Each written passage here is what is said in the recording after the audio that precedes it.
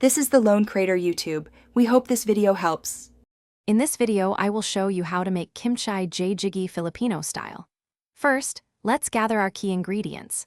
You'll need about 2 cups of aged kimchi, a 1/4 pound of pork belly, and a tablespoon of fish sauce for that authentic Filipino touch. Don't forget your aromatics like garlic and onions, plus some green chilies if you like a bit more heat. This fusion dish brings together the best of both culinary worlds, creating a truly comforting and flavorful meal for your family. Now, let's start building the flavor base for our stew.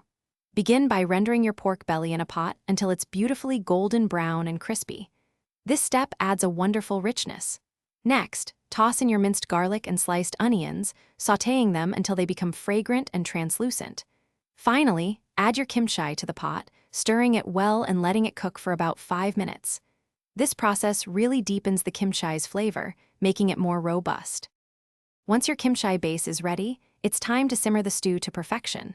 Pour in about 4 cups of your preferred broth and a tablespoon of fish sauce, then bring the mixture to a gentle boil.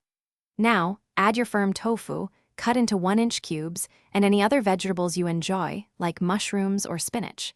Reduce the heat to a low simmer and let it cook for 20 to 30 minutes. This allows all the delicious flavors to meld together, creating a truly harmonious dish. To finish our Filipino-style Kimchi Jjigae, garnish it generously with fresh green onions and a small drizzle of sesame oil for an extra layer of aroma. Serve this comforting stew piping hot with a side of fluffy steamed rice.